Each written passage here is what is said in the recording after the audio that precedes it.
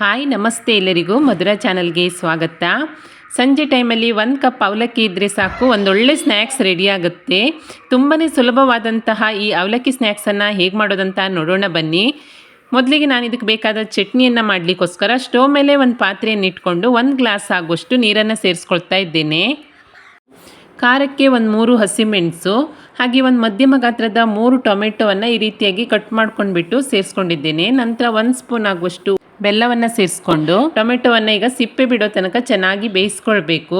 Tomato ಬೇಯುವಷ್ಟರಲ್ಲಿ ನಾನೊಂದು ಅರ್ಧ cup ಆಗುವಷ್ಟು ಉದ್ದಿನ ಬೇಳೆಯನ್ನು 1 ಗಂಟೆ ಕಾಲ ನೆನೆಸಿ ಇಟ್ಕೊಂಡಿದ್ದೀನಿ. ಇವಾಗ ಚೆನ್ನಾಗಿ ತೊಳೆದ್ಬಿಟ್ಟು ಮಿಕ್ಸಿ ಪಾತ್ರೆಗೆ ಸೇರಿಸ್ಕೊಳ್ತಾ ಇದ್ದೇನೆ.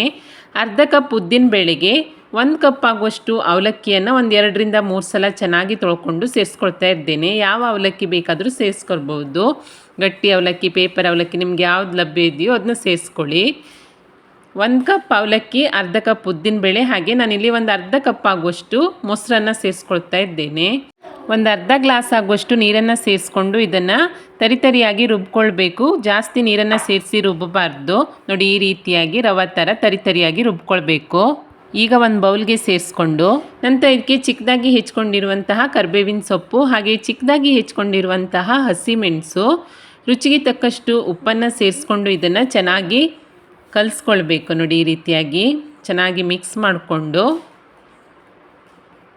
ಇದನ್ನು ಸೈಡಲ್ಲಿ ಇಟ್ಕೊಳ್ತೀನಿ. ಅಷ್ಟರಲ್ಲಿ ಟೊಮೆಟೊ ಎಲ್ಲ ಚೆನ್ನಾಗಿ ಬೆಂದಿದೆ. ಈಗ ಸ್ಟವನ್ನು ಆಫ್ ಮಾಡಿಕೊಂಡು ಈ ಟೊಮೆಟೊ ಹಾಗೆ ಹಸಿಮೆಣಸನ್ನೆಲ್ಲ ಎತ್ತಿ ಒಂದು ಪ್ಲೇಟಿಗೆ ಸೇರಿಸ್ಕೊಂಡು ತಣ್ಣಗಾಗಲಿಕ್ಕೆ ಸೈಡಲ್ಲಿ ಇಟ್ಕೊಳ್ತೀನಿ. ನೋಡಿ, ಈ ರೀತಿಯಾಗಿ ಟೊಮೆಟೊ ಎಲ್ಲ ಎತ್ತಿ ಇಟ್ಕೊಂಡಿದ್ದೀನಿ. ಹಾಗೆ ಟೊಮೆಟೊ ಬೇಯಿಸ್ಕೊಂಡಿರುವಂಥ ನೀರಿದೆಯಲ್ಲ, ಅದಕ್ಕೆ ಸ್ವಲ್ಪ ಚಿಕ್ಕದಾಗಿ ಹೆಚ್ಕೊಂಡಿರುವಂತಹ ಕೊತ್ತಂಬರಿ ಸೊಪ್ಪನ್ನು ಸೇರಿಸಿ ಒಮ್ಮೆ ಮಿಕ್ಸ್ ಮಾಡಿ ಇದನ್ನು ಕೂಡ ಸೈಡಲ್ಲಿ ಇಟ್ಕೊಳ್ತಾ ಇದ್ದೇನೆ. ಹಾಗೆ ಟೊಮೆಟೊ ಹಸಿಮೆಣಸೆಲ್ಲ ಪೂರ್ತಿಯಾಗಿ ತಣ್ಣಗಾದ ನಂತರ ಒಂದು ಮಿಕ್ಸಿ ಪಾತ್ರೆಗೆ ಸೇರಿಸ್ಕೊಂಡು ಇದಕ್ಕೆ ಒಂದು ಅರ್ಧ ಸ್ಪೂನ್ ಆಗುವಷ್ಟು ಜೀರಿಗೆ ಹಾಗೆ ರುಚಿಗೆ ತಕ್ಕಷ್ಟು ಉಪ್ಪನ್ನು ಸೇರಿಸಿ ನುಣ್ಣಗೆ ರುಬ್ಕೊಂಡು ಟೊಮೆಟೊ ಬೇಯಿಸಿದ ಹಾಗೆ ಕೊತ್ತಂಬರಿ ಸೊಪ್ಪನ್ನು ಸೇರಿಸಿರುವಂಥ ಈ ನೀರಿದೆಯಲ್ಲ ಇದಕ್ಕೆ ಸೇರಿಸಿ ಚೆನ್ನಾಗಿ ಮಿಕ್ಸ್ ಮಾಡಿಕೊಂಡ್ರೆ ಸ್ನ್ಯಾಕ್ಸಿಗೆ ಬೇಕಾದಂತಹ ಚಟ್ನಿ ರೆಡಿಯಾಗುತ್ತೆ. ತುಂಬಾ ಸೂಪರ್ ಆದಂತಹ ಸಿಂಪಲ್ ಟೊಮೆಟೊ ಚಟ್ನಿ ರೆಡಿಯಾಗಿದೆ. ಈಗ ನೋಡಿ, ರುಬ್ಬಿ ಇಟ್ಕೊಂಡಿರುವಂತಹ ಅವಲಕ್ಕಿ, ಮೊಸರು ಹಾಗೆ ಉದ್ದಿನಬೇಳೆ ಮಿಶ್ರಣ ಇದೆಯಲ್ಲ, ಇದರಲ್ಲಿ ಈಗ ಚಿಕ್ಕ ಚಿಕ್ಕ ಉಂಡೆ ಮಾಡಿ ಎಣ್ಣೆಯನ್ನು ಕಾಯ್ಲಿಕ್ಕೆ ಇಟ್ಕೊಂಡು ಎಣ್ಣೆ ಚೆನ್ನಾಗಿ ಕಾದ ನಂತರ ಈ ರೀತಿಯಾಗಿ ಎಣ್ಣೆಗೆ ಬಿಟ್ಕೊಳ್ತಾ ಬರಬೇಕು. ನೀವು ಯಾವ ಶೇಪಲ್ಲಿ ಬೇಕಾದರೂ ಬಿಟ್ಕೊಳ್ಬಹುದು. ಈ ರೀತಿಯಾಗಿ ಚಿಕ್ಕ ಚಿಕ್ಕದಾಗಿ ಬಿಟ್ಕೊಳ್ತಾ ಬರಬೇಕು. ನೋಡಿ, ಬಾಣಲೆಗೆ ಎಷ್ಟು ಹಿಡಿಯುತ್ತೋ ಅಷ್ಟನ್ನು ನಾನೀಗ ಬಿಟ್ಕೊಳ್ತಾ ಇದ್ದೀನಿ. ಸಂಜೆ ಟೀ ಟೈಮಲ್ಲಿ ಇದೊಂದು ಒಳ್ಳೆ ಸ್ನ್ಯಾಕ್ಸ್ ಅಂತಲೇ ಹೇಳ್ಬೋದು. ಎಣ್ಣೆಗೆ ಹಾಕಿ ಒಂದು 2 ನಿಮಿಷದ ನಂತರ ನಿಧಾನವಾಗಿ ತಿರುಗಿಸಿ ಹಾಕಿಬಿಟ್ಟು ಪೂರ್ತಿಯಾಗಿ ಕಲರ್ ಚೇಂಜ್ ಆಗಿ ಗರಿ ಗರಿಗೆ ಆಗೋ ತನಕ ಇದನ್ನು ಎಣ್ಣೆಯಲ್ಲಿ ಕರಿಬೇಕಾಗತ್ತೆ.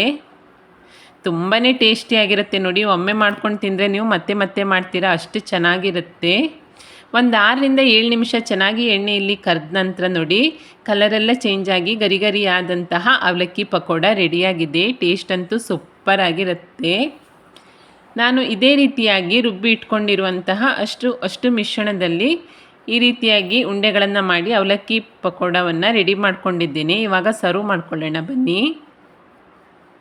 ನೋಡಿ, ಎಷ್ಟು ಗರಿ ಗರಿ ಆಗಿದೆ ಅಂತ ಹೇಳಿದರೆ ಸೌಂಡ್ ಬರ್ತಾ ಇರುತ್ತೆ. ಅಷ್ಟು ಗರಿ ಗರಿ ಆಗಿರುತ್ತೆ. ಹಾಗೆ ಒಳಗಡೆ ಅಷ್ಟೇ ಸ್ಮೂತಾಗಿ ತುಂಬಾ ಟೇಸ್ಟಿಯಾಗಿರುತ್ತೆ. 1 ಕಪ್ ಅವಲಕ್ಕಿ ಇದ್ದರೆ ಸಾಕು, ನೀವು ಆರಾಮಾಗಿ ಸಂಜೆ ಟೈಮಲ್ಲಿ ಮಕ್ಕಳು ಸ್ಕೂಲಿಂದ ಬರುವಾಗ ಈ ರೀತಿಯಾಗಿ ಗರಿ ಗರಿಯಾದ ಸ್ನ್ಯಾಕ್ಸ್ ಮಾಡಿ ಕೊಟ್ಟರೆ, ಅದೇ ರೀತಿ ಈ ಚಟ್ನಿಯನ್ನು ರೆಡಿ ಮಾಡಿಕೊಂಡ್ರೆ ತುಂಬಾ ಚೆನ್ನಾಗಿರುತ್ತೆ. ಮಕ್ಕಳು ಕೂಡ ಇಷ್ಟಪಟ್ಟು ತಿಂತಾರೆ. ನೋಡಿ, ಹೊರಗಡೆಯಿಂದ ಗರಿ ಗರಿ ಹಾಗೆ ಒಳಗಡೆಯಿಂದ ಸ್ಮೂತಾಗಿ ಮೆತ್ತಗಾಗಿ ತುಂಬಾ ಚೆನ್ನಾಗಿರುತ್ತೆ. ಚಟ್ನಿ ಹಚ್ಕೊಂಡು ತಿನ್ನೋಕ್ಕಂತೂ ಸೂಪರ್ ಆಗಿರುತ್ತೆ. ಮಕ್ಕಳು ಕೂಡ ಇಷ್ಟಪಟ್ಟು ತಿಂತಾರೆ. ಹಾಗೆ ಟೀ ಟೈಮಲ್ಲಿ ನಿಮಗೂ ಕೂಡ ತಿನ್ಬೋದು. ತುಂಬಾ ಸಿಂಪಲ್ ಆದಂತಹ ಈ ಅವಲಕ್ಕಿ ಸ್ನ್ಯಾಕ್ಸ್ ರೆಸಿಪಿ ನೀವು ಟ್ರೈ ಮಾಡಿ ನೋಡಿ. ರೆಸಿಪಿ ಇಷ್ಟ ಆದಲ್ಲಿ ಲೈಕ್ ಮಾಡಿ, ಶೇರ್ ಮಾಡಿ, ಹಾಗೆ ಕಮೆಂಟ್ ಮಾಡಿ. ಹೊಸದಾಗಿ ನಮ್ಮ ಚಾನಲ್ ನೋಡ್ತಾ ಇದ್ದರೆ ಸಬ್ಸ್ಕ್ರೈಬ್ ಮಾಡ್ಕೊಳ್ಳಿ. ಸಿಗೋಣ ಮುಂದಿನ ರೆಸಿಪಿಯಲ್ಲಿ. Thank you for watching.